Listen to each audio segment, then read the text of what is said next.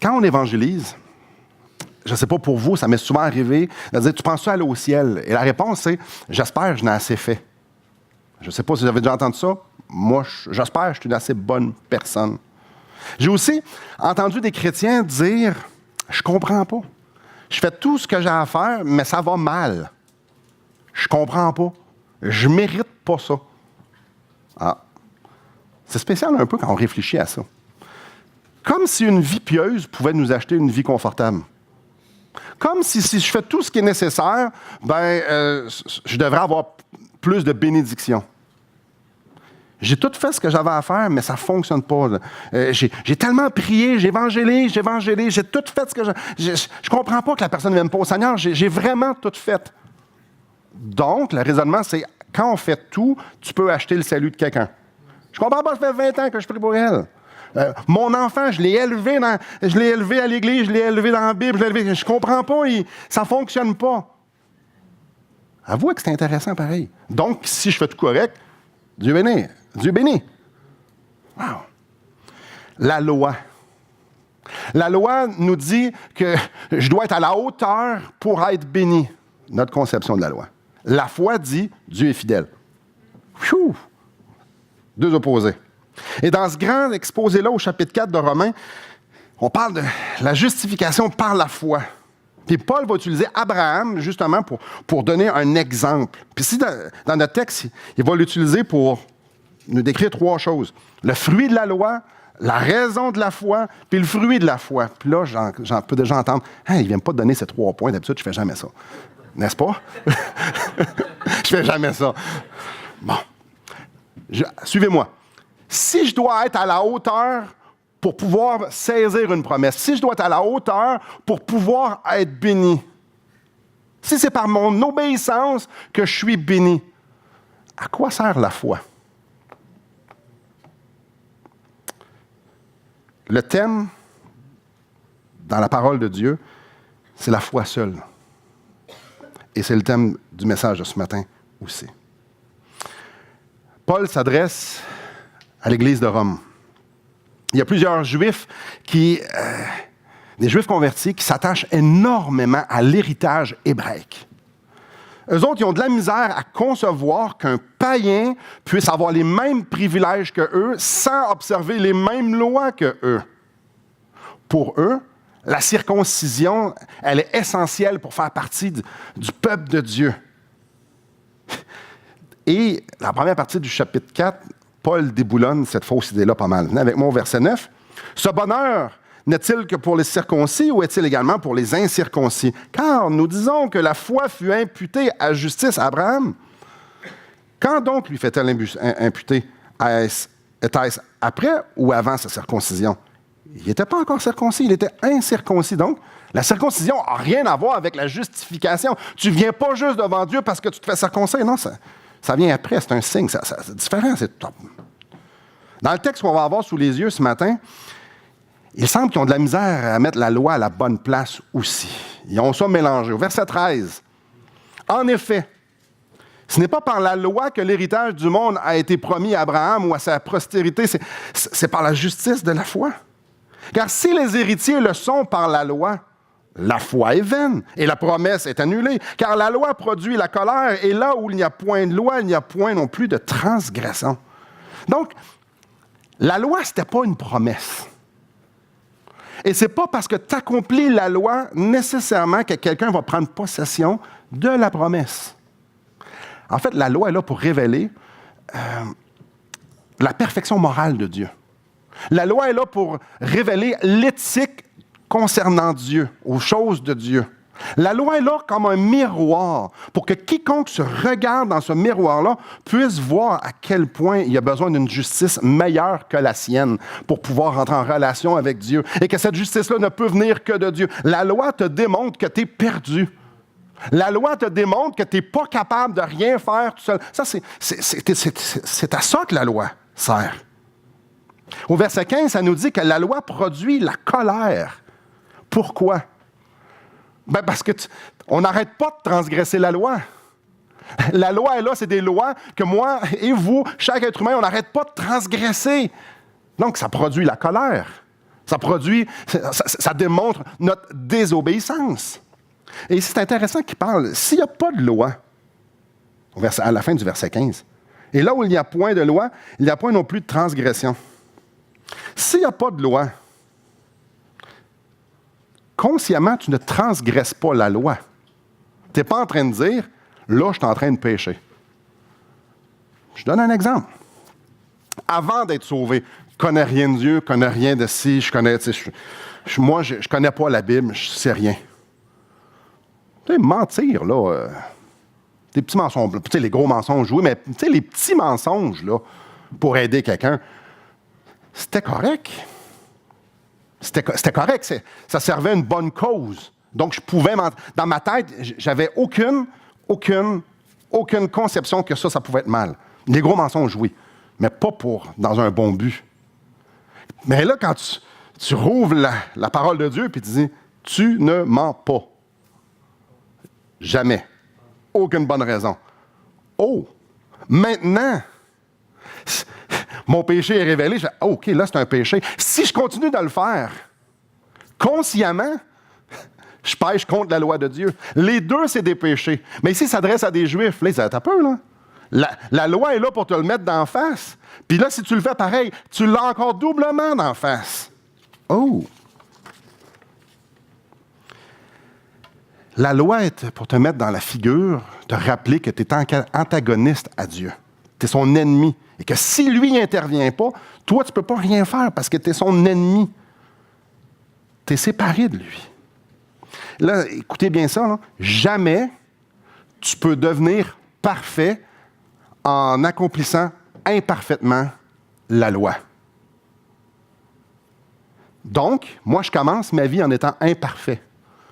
Et de penser que je vais accomplir imparfaitement une loi, je vais devenir parfait, c'est-tu moi ou ça sonne comme pas super intelligent comme raisonnement?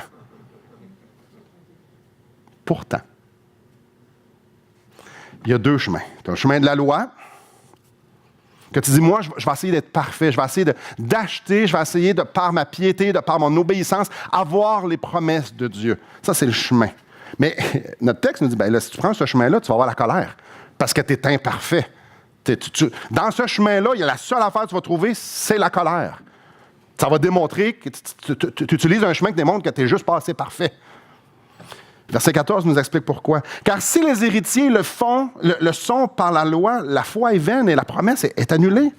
Si je peux acheter une promesse, ben, c'est plus une promesse.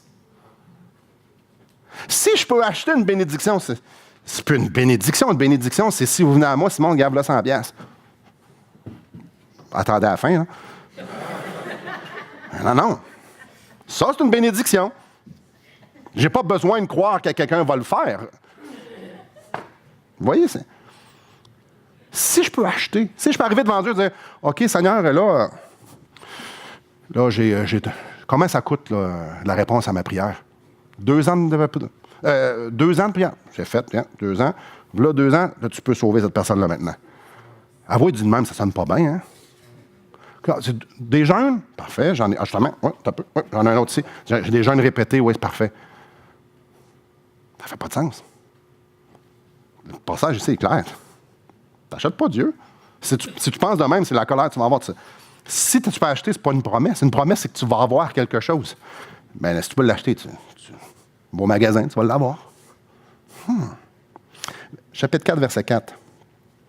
Or, à celui qui fait une œuvre, le salaire est imputé non comme une grâce, mais comme une chose due. On ne peut pas acheter Dieu. On ne peut pas acheter une grâce. On ne peut pas acheter avec la loi, avec les bonnes œuvres, avec n'importe quoi. On ne peut pas acheter une bénédiction, une promesse, une grâce. On ne peut pas l'acheter. Le fruit de la loi, le fruit de marcher sur ce chemin-là, de penser que nos actions, nos performances peuvent acheter quelque chose de Dieu, tu vas juste trouver la colère. La raison de la foi maintenant. Ça nous parle au verset 13. En effet, ce n'est pas la loi, ce n'est pas par la loi que l'héritage du monde a été promis. L'héritage du monde, que c'est ça? Dieu a promis le monde à Abraham. En fait, Dieu a fait quelques promesses à Abraham. Dans Genèse 17, versets 4 et 5, pour ceux qui prennent des notes, il lui dit qu'il va être le père d'une grande multitude. Première promesse. Dans Genèse 13, 15, il lui dit, tu vas avoir une terre, tu t'en vas vers la terre promise, c'est à toi ça. C'est à toi et ta descendance. Deuxième promesse. Troisième promesse, qui va être le véhicule de bénédiction pour un grand nombre de personnes. Troisième promesse. Et ce qui englobe tout ça, qui serait peut-être une quatrième ou celle qui englobe tout, elle se trouve dans Hébreux chapitre 11, versets 8 à 10, que je vais vous lire. C'est par la foi qu'Abraham, lors de sa vocation, obéit et partit pour un lieu qu'il devait recevoir en héritage et qu'il partit sans savoir où il allait. C'est par la foi qu'il vint s'établir dans la terre promise comme dans une terre étrangère, habitant sous des tentes, ainsi qu'Isaac et Jacob, les co-héritiers de la même promesse. Écoutez bien, car il attendait la cité qui a de solides fondements, celle dont Dieu est l'architecte et le constructeur. Donc, il y avait une promesse, il y avait deux temps. Il y avait la promesse physique, il y avait la promesse pour sa descendance, il y avait la promesse qui est la terre promise et tout ça, mais aussi, il y avait le deuxième temps, éternel, pour l'éternité. Il attendait une cité dont le solide fondement, c'est Dieu qui est l'architecte et le constructeur. Regardez dans notre texte ici, verset 16.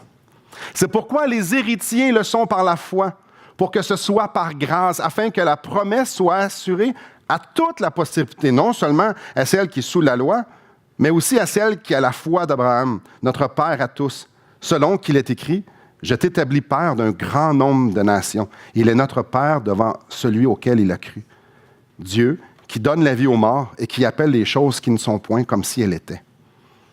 Dieu ne voulait pas juste bénir Abraham. Dieu voulait bénir tous ceux qui croiraient à la promesse. Ce que Paul est en tête ici est bien simple. Dieu veut te bénir. Le crois-tu?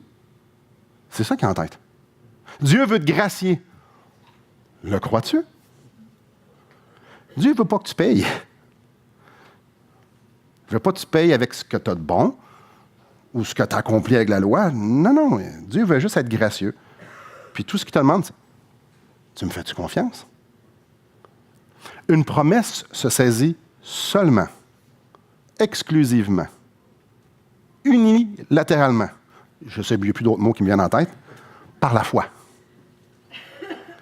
Il dit, je veux te bénir. Fais-moi confiance. Arrive pas avec tes chaudières pleines d'argent, plein de bonnes œuvres. Dis, non, je veux te bénir. Tu veux-tu? Fais-moi confiance. Dieu va être gracieux. Alors, le seul moyen, c'est de donner à ceux qui n'ont rien. Si moi, je veux être gracieux, je peux pas... Tu sais, exemple, je m'en vais voir Bill Gates, puis je lui dis, écoute, je vais te donner 20$. Je suis bon avec toi, Bill, là? Moi puis toi, tu me sembles un gars, j'ai envie de te bénir, je te donne 20$. On me regarde, moi, je vais dans le trafic avec ton 20$. Ça ne change rien dans ma vie. Ici, dans notre passage, Dieu fait tout à fait le contraire. 17, à la fin du verset 17. Dieu qui donne la vie aux morts et qui appelle les choses qui ne sont point comme si elles étaient. Dieu, c'est ce monde-là, pas ceux qui ont les poches pleines, ceux qui ont les poches vides, ceux qui sont morts. Le point ici de Paul est clair. Dieu veut bénir ceux qui vont abandonner l'idée qu'ils peuvent jouer une part. Je répète ça. Dieu veut bénir ceux qui vont abandonner l'idée d'arriver à Dieu avec quelque chose, pour que Dieu puisse donner et qu'eux puissent recevoir. Donc, les gens qui vont dire, moi, j'arrive devant toi avec rien, donc tu peux me gracier comme tu veux me gracier. C'est pas la circoncision. C'est pas les œuvres de la loi. J'arrive avec rien. Abraham, lui, ça me fascine. A tout abandonné. Il n'était pas si jeune que ça, là. Puis il y avait pas mal de patentes, puis il y avait du monde, il y avait pas mal de troupeaux. Il a tout abandonné pour aller vers où ce que Dieu le guiderait. Il ne savait pas le chemin, puis il ne savait pas où il s'en allait.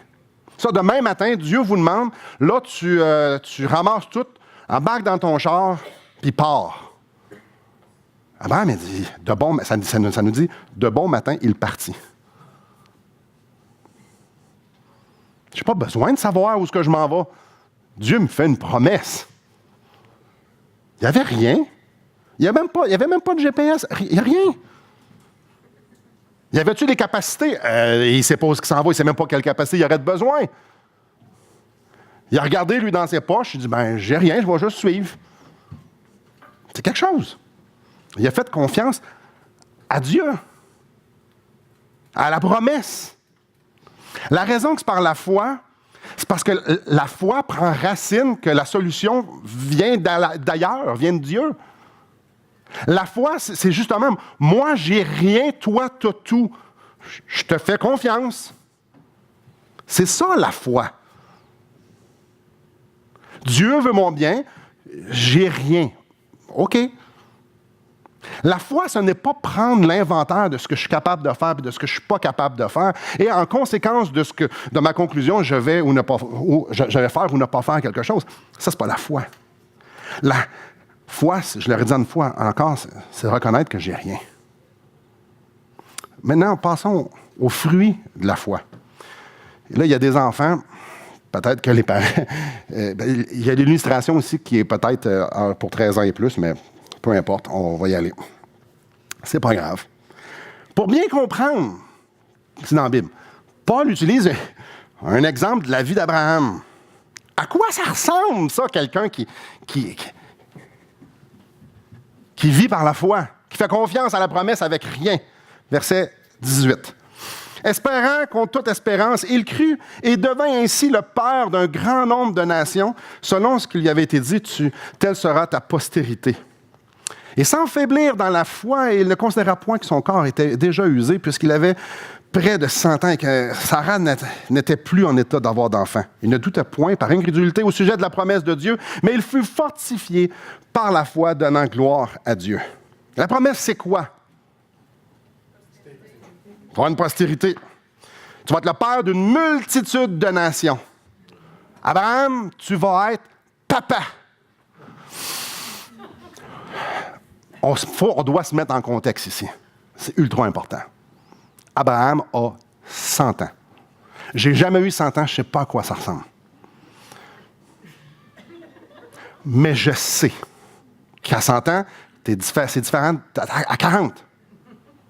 Verset 19, ça nous dit son corps usé. S'il y en a qui ont des versions en anglais, ça va dire comme mort. L'expression en grec ici, c'est comme mort. On parle de la vigueur nécessaire pour pouvoir procréer, c'était mort. L'expression, c'est de ça qu'on est en train de parler ici. Pas besoin de faire de dessin. On comprend tout. On comprend. Tu as 100 ans, c'est correct. Sarah, elle a quelque chose comme 90 ans. Je n'ai pas eu de ménopause personnellement. C'est-tu moi ou ça arrive avant 90, ça? Un petit peu. La capacité d'avoir des enfants naturellement dans ce temps-là, ça se perd avant 90. Longtemps avant. Bref, elle, on oublie ça, là. Fait que faites-vous cette image-là, tu as 100, ta femme à 90, toi, tu es comme mort, il ne parle pas de ses pieds ni de ses mains. Puis elle a 90, puis elle ne peut plus avoir d'enfants. Parfait, c'est correct. L'image est là. Puis là, Dieu te fait la promesse, tu vas avoir une postérité. Là, c'est là que Sarah le rit. Juste. Et c'est là que ça nous dit, j'aime bien au verset 18, espérant contre toute espérance. C'est comme vraiment impossible. OK? Oubliez ça, là. C'est impossible. C'est encore même aujourd'hui, ça serait impossible. Mais il a espéré contre cette impossibilité-là. Abraham, il n'a pas comptabilisé, lui, ce qu'il était capable. J'aime les illustrations plutôt graphiques. Ça, ce n'est toute une. Il n'a pas regardé sa capacité. Là, il faut que j'aie un enfant. Ouais. C'est pas ça qu'il a regardé. Il n'a pas regardé sa vieillesse. Il n'a pas regardé sa femme. Non, il a dit, Dieu veut me bénir. Je vais lui faire confiance. Verset 21. Ayant la pleine conviction que ce qu'il promet, il peut aussi l'accomplir. Ce verset-là est écrit dans ce contexte-là. Là. Regardez ce qu'il a fait. Verset 20. Il ne douta point par incrédulité au sujet de la promesse de Dieu, mais il fut fortifié par la foi, donnant gloire à Dieu. Abraham, étant comme il était, sa femme étant comme elle était, bon, ben, je vais aller vers ma femme.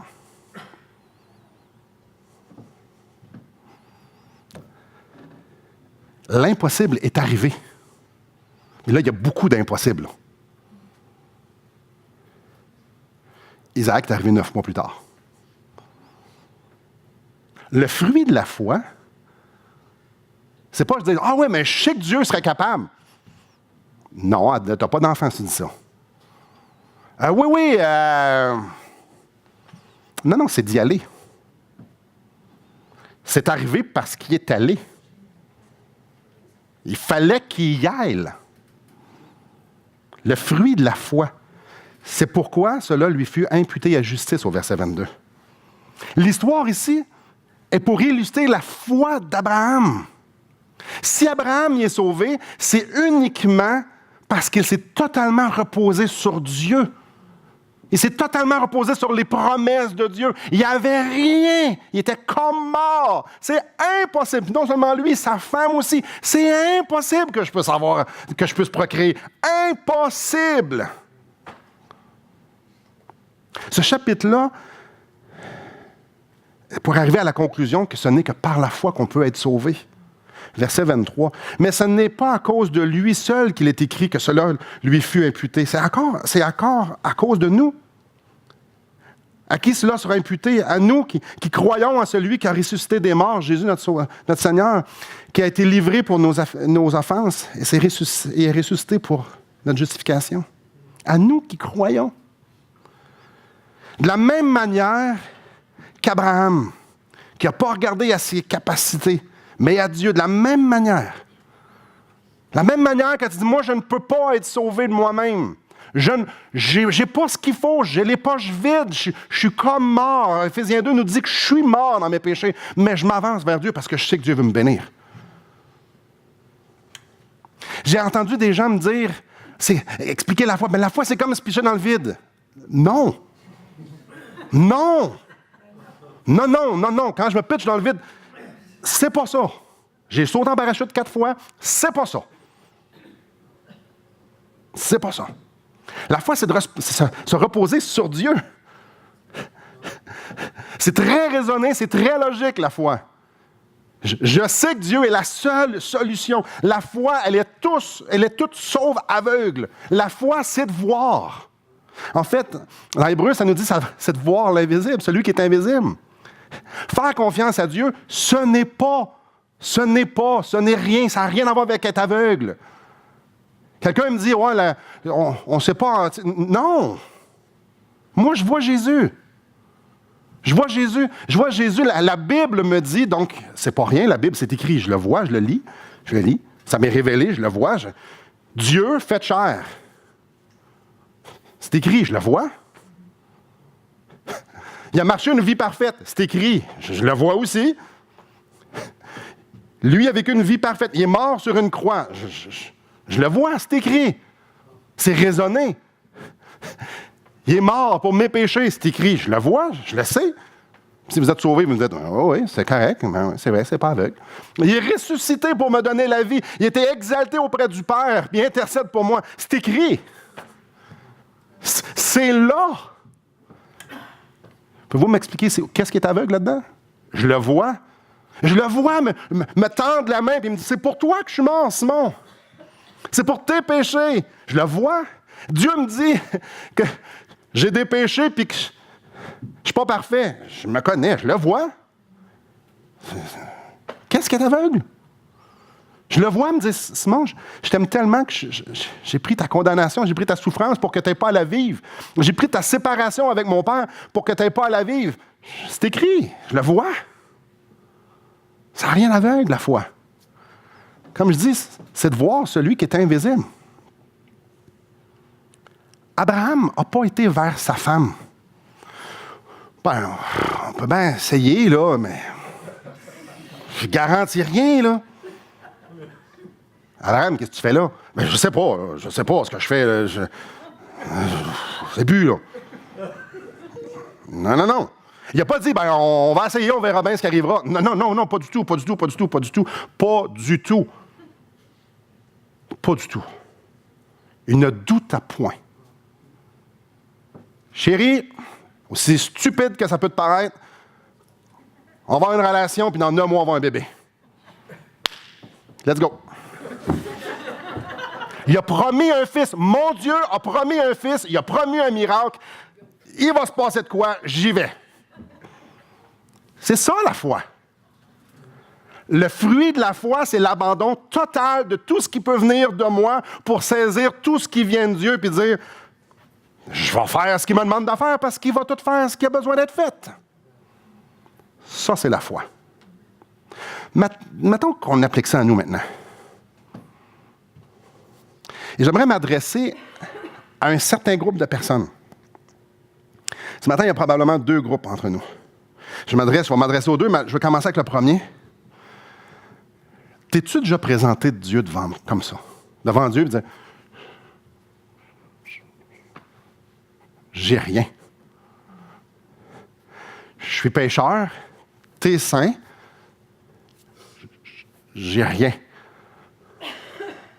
Tu me dis que j'ai un problème, que je m'en vais pas auprès de toi, parce que toi, tu es saint, puis moi, je suis pécheur. J'ai un gros problème. Et t'es-tu déjà présenté devant Dieu en disant, j'ai un problème, ça donne que tu es la seule solution. Tu as envoyé une justice, tu as envoyé quelqu'un venir prendre cette corruption-là, cette condamnation-là, ce jugement-là, tout mon péché, il a pris sur lui, puis en échange, il m'a donné sa justice. Jésus-Christ. T'es-tu présenté devant Dieu et dire, je veux sa justice, merci qu'il est mort pour moi, sauve-moi, si tu me sauves pas, je vais être séparé de toi. Avez-vous déjà crié à Dieu, dire, sauve-moi parce que je peux rien faire à mon salut? Peut-être que certains d'entre nous disent, non. Je m'adresse à vous.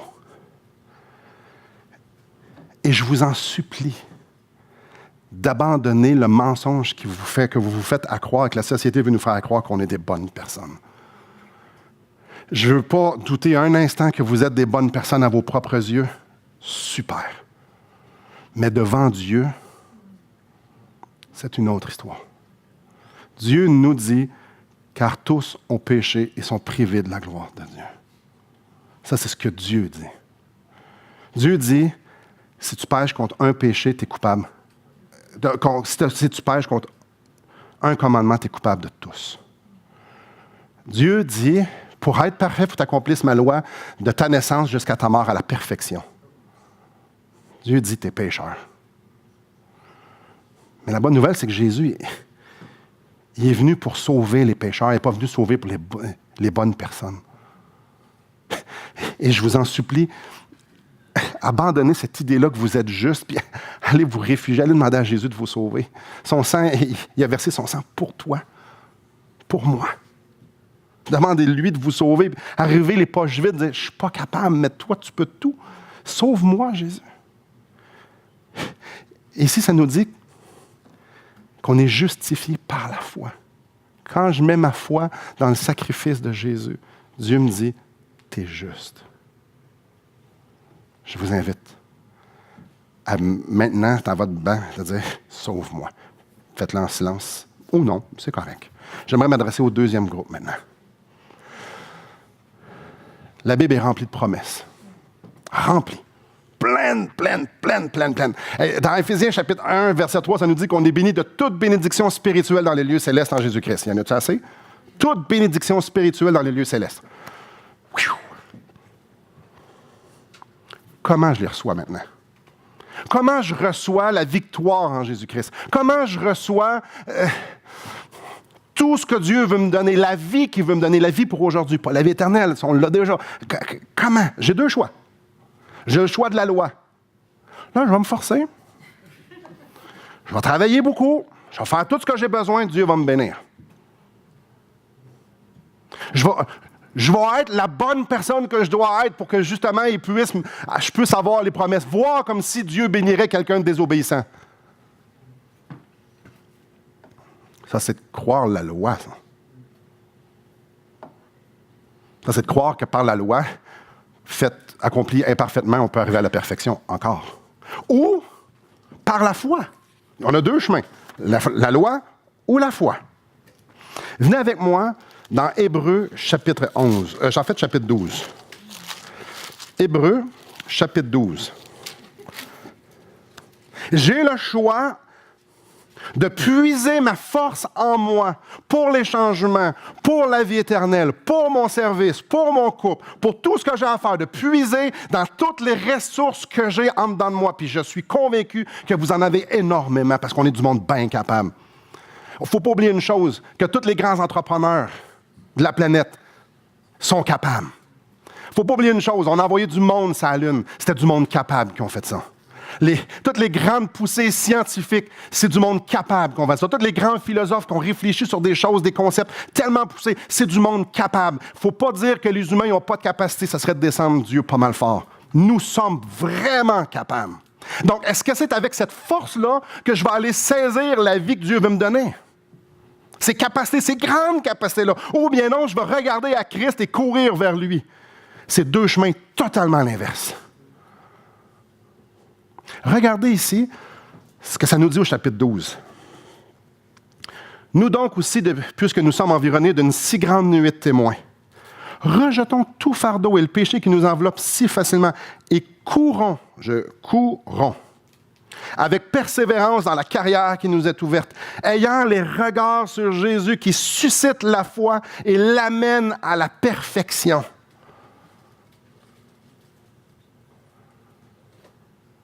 Courir, avec persévérance. Les regards sur Jésus, qui suscite la foi. C'est lui qui adonne. Puis il l'amène à la perfection. Dieu, frères et sœurs, veut nous gracier. Dieu veut nous bénir. Dieu il a des milliers de promesses pour nous. Est-ce que je le crois? Je ne vous demande pas si vous le savez. Est-ce que je le crois? Puis là, je vous pose une série de questions aussi. Est-ce qu'il y a des choses dans votre vie que vous rochez, que vous essayez de changer? Est-ce qu'il y a des choses en vous que vous essayez de changer? J'espère que oui. Là. Non, j'espère que non. J'y reviens après. Est-ce qu'il y a des péchés dominants dans votre vie? Vous savez, des choses que vous dites plus jamais? Des péchés dominants, c'est de dire « je ne suis pas capable d'avoir la victoire là-dessus ». Que ce soit la pornographie ou l'inquiétude. Parce que l'inquiétude, c'est pas vu comme un gros péché sale, mais la pornographie, oui. Non, je parle tout un péché que je ne peux pas avoir la victoire. Il y en a plein. Est-ce qu'il y a des circonstances dans votre vie qui vous troublent et que vous êtes perplexe? J'espère que oui. J'espère que non. Est-ce qu'il y a des choses qui vous semblent impossibles dans la Bible, qui vous semblent impossibles à obéir? Est-ce qu'il y a des choses dans ma vie que je vois que c'est impossible à obéir? Que c'est impossible que je puisse accomplir ça pour la gloire de Dieu? S'il y en a qui vont se faire pardonner à ceux qui vous ont fait souffrir. Je ne sais pas c'est quoi. Il y a une seule solution à la lumière du passage qu'on vient de lire et du Nouveau Testament, en fait, de la Bible entière. Abandonner. Et de pouvoir dire « je suis vaincu ». Wow. De dire « je ne peux rien ». La solution commence en disant « je regarde ce problème-là et je n'y peux rien ». Je suis faite. Je ne suis pas capable de faire ça. Je ne suis pas capable d'honorer Dieu là-dedans. La première solution, c'est d'abandonner l'idée que j'ai peut-être les ressources pour peut-être faire quelque chose. Ou peut-être même abandonner le mensonge que je suis probablement capable de me réformer. Ça, c'est la première étape. Et à la deuxième étape, c'est intéressant ici. Verset 2, le chapitre 12, ça nous dit Ayant les regards sur Jésus qui suscitent la foi.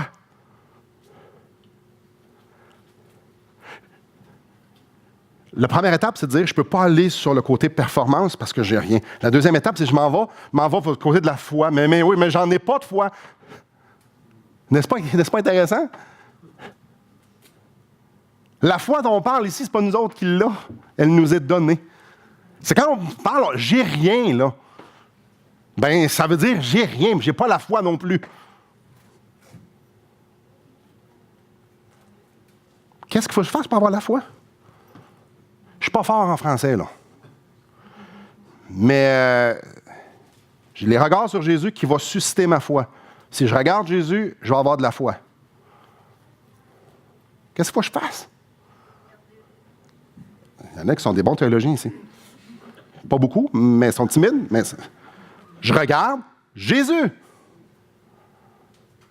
J'ai rien en moi. Tout ce que j'ai besoin de faire, c'est de fixer mon regard à quelque part. C'est tout. Et quand je regarde Jésus, je vois quelqu'un, une personne.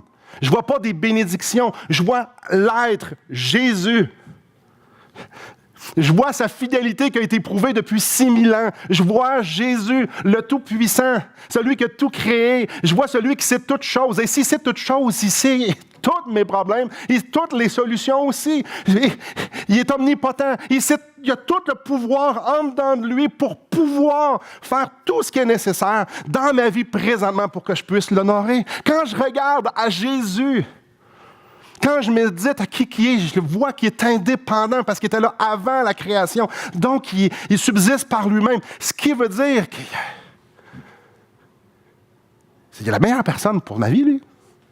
Quand je regarde à Jésus, je vois sa souveraineté. Il n'y a rien qui lui échappe, jamais. Les pires catastrophes, Jésus a dit oui. Ma circonstance présente, il a dit oui.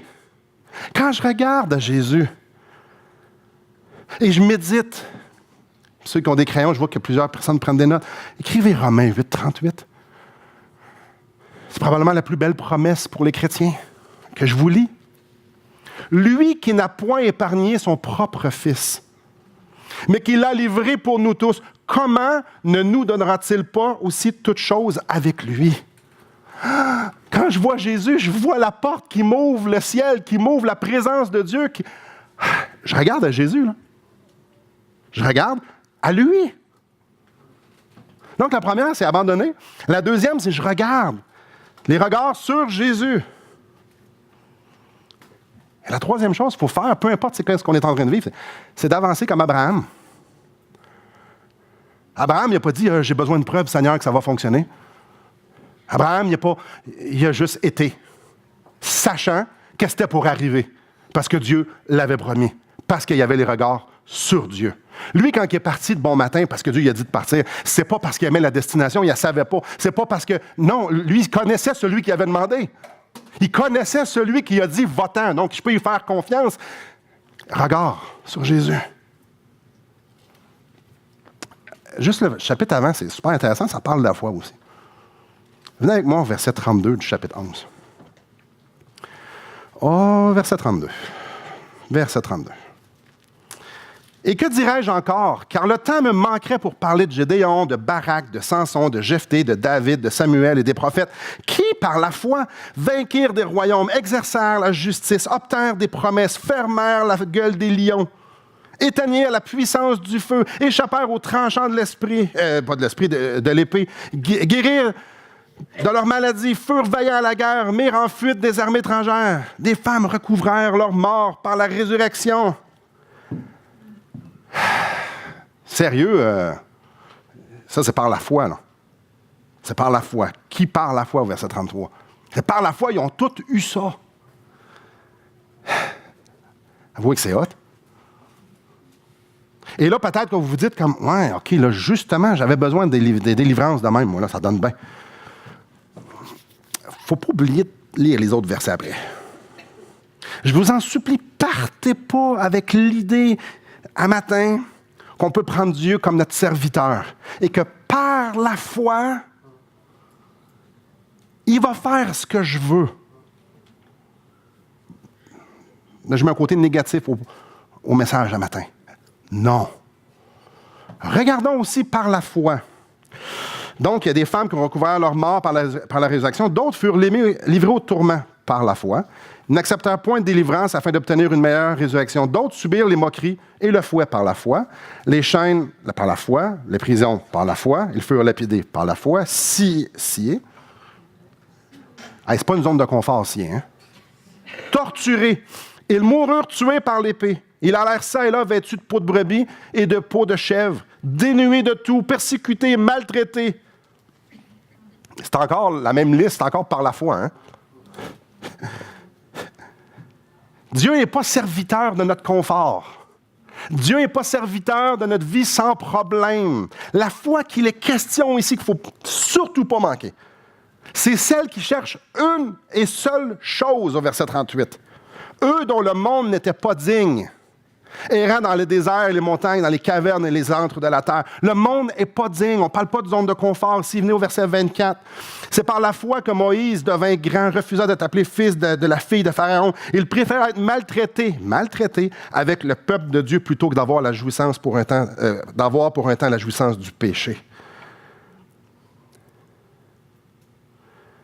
Dieu ne nous a pas promis d'avoir une vie facile. Dieu ne nous a pas promis qu'on n'aura pas de souffrance. Dieu ne nous a pas promis qu'on serait aimés tous. Jésus nous a dit plutôt le contraire. Jésus ne m'a pas dit que je serais guéri de tout. S'il a dit ça, c'est un méchant menteur parce que tout le monde sont morts depuis ce temps-là.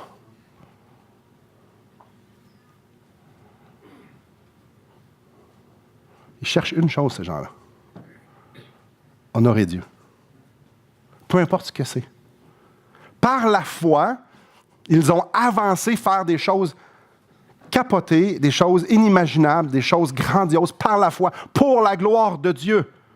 Peu importe ce que c'est, que ce soit dans la tourmente, que ce soit dans la délivrance, peu importe. Seigneur, je marche dans ta direction, les yeux fixés sur toi, que ce soit que mon corps souffre ou non.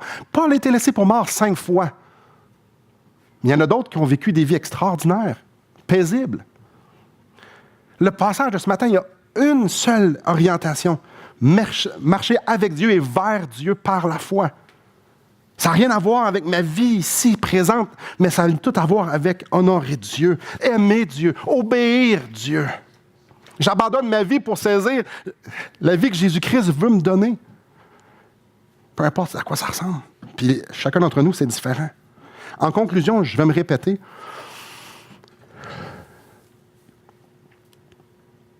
Abandonner l'idée que je peux. Arrêter de faire l'inventaire de ce que je suis capable et pas capable de faire. Ce que j'ai, puis ce que j'ai pas. Avant de faire quelque chose, avant d'obéir, ou si j'obéis ou non, ça n'a pas rapport avec ce que je suis capable ou non. Ça, c'est dur. Je ne regarde jamais à ce que je suis capable ou pas capable de faire. Jamais.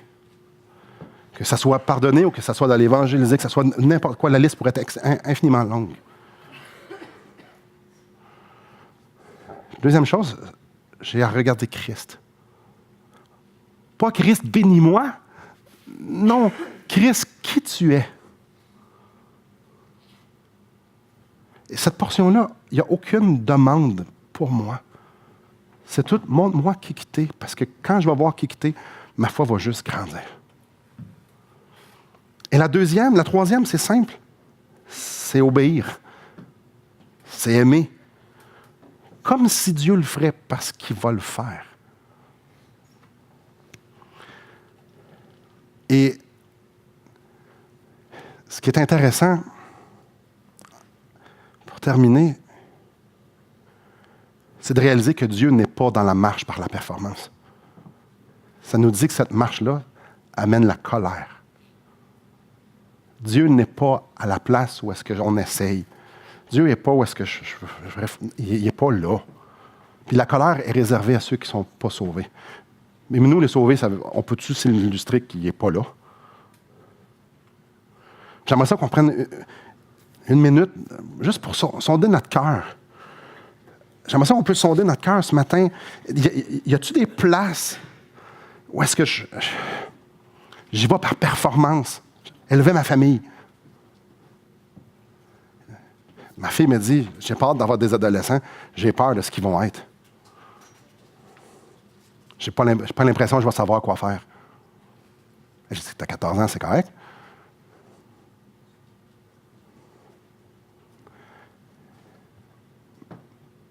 Mais on ne sait pas quoi faire. Y a-t-il quelque chose dans notre vie qu'on sait quoi faire, puis qu'on se force à trouver des solutions? Je nous pose la question, y a-t-il des habitudes que j'essaie vraiment fort de changer? Y a-t-il des péchés que j'essaie vraiment fort de combattre? Que je me mets plein de barrières morales, puis j'essaie d'avoir beaucoup de discipline, puis j'essaie de m'améliorer. Y a-t-il des bénédictions que je pense que je vais acheter avec? Ah, j'ai lu assez aujourd'hui. Ah là, j'ai trop péché, je ne pourrais pas aller parler à mon collègue de travail parce que c'est sûr que Dieu ne me bénirait pas. Je suis pas assez proche de Dieu pour faire ça. Y a-t-il des places dans notre vie où est-ce qu'on y va par la performance puis qu'on y va par la loi? Puis j'aimerais ça vous laisser, avant de prier, 1 minute ou 2, en silence. Sondez votre cœur. Y a-t-il des places que j'y vais par la loi, que j'y vais par mes forces, ou que j'y vais pas justement parce que j'ai pas cette force? Et réglez ce que vous avez réglé avec Dieu, puis allez voir Christ, regardez-le dans les yeux, puis sondez-le, puis dites, viens à mon secours. Puis peut-être que pour vous, ça va être juste être, sauve-moi. C'est le bon temps de le faire. Je vous laisse 1 minute, puis après ça, je vais terminer en prière. Seigneur, c'est prosterné devant ta majesté qu'on s'avance de toi ce matin. Seigneur, je me trouve tellement ridicule lorsque je regarde dans mon cœur toutes ces choses que je pense que je vais t'acheter ou que j'ai ce concept-là encore que je vais essayer de t'impressionner avec mes œuvres. Ou Seigneur, il y a tellement de choses que je fais par moi-même sans même te consulter parce que je pense que je suis capable. C'est honteux. Seigneur, il y a tellement de choses que je fais tout simplement pas parce que je crois que c'est au-dessus de mes forces. Ah, Père, on est ici, ton peuple, ce matin. On vit toutes des choses différentes, mais on a tous le même besoin. Notre liste est assurément différente, mais la solution reste la même pour nous tous. Tu nous l'as dit, les yeux fixés sur Christ. Et Seigneur, je confesse que je crois, mais viens au secours de mon incrédulité. Seigneur, j'ai infiniment besoin que tu viennes ouvrir mes yeux sur la splendeur et la grandeur et la beauté de Jésus-Christ. Seigneur, j'ai soif d'être ébahi davantage et encore davantage par Jésus-Christ. Seigneur, j'ai soif, je soupire après ta présence dans ma vie. Seigneur, que tu me donnes des yeux, la capacité de pouvoir réfléchir sur toi et juste sur toi, sans même m'attendre à avoir des bénédictions. Sans liste. Juste toi. Seigneur, je confesse que je suis tellement centré sur moi que je suis envahi par des demandes. Ce qui fait en sorte que je suis rarement attentif à quel point tu es beau. Puis à quel point tu mérites que juste je te regarde et que je réfléchisse sur tes perfections. Ah, Seigneur, fais de moi, fais de nous. Seigneur, je t'en supplie, fais de nous des gens qui sont capables d'arrêter de contempler et de méditer. Et de, Seigneur Dieu, de rentrer dans tes parvis avec rien. Sinon que le simple désir que d'être avec toi. Ah, Papa. Seigneur, montre-nous à quel point il est vain de s'appuyer sur nous. Quoique c'est pas mal clair. En fait, prends-nous par la main pour guider nos regards vers toi. Et Seigneur, s'il y a quelqu'un ici qui ne te connaît pas, s'il y a quelqu'un ici qui n'est pas venu devant toi avec cette humilité de cœur-là de vouloir tout perdre pour pouvoir tout gagner, de gagner Jésus-Christ, je te demande que tu puisses le convaincre à salut.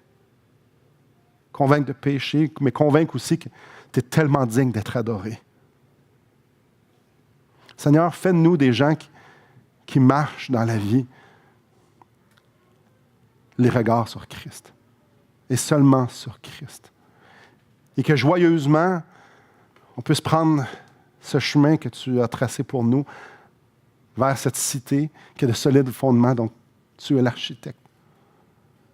Avec joie et avec empressement. Seigneur, merci pour Abraham. Quel modèle. Viens produire ça en moi. Dans les petites et dans les grandes choses, viens produire cette foi-là en moi. Viens la produire en nous.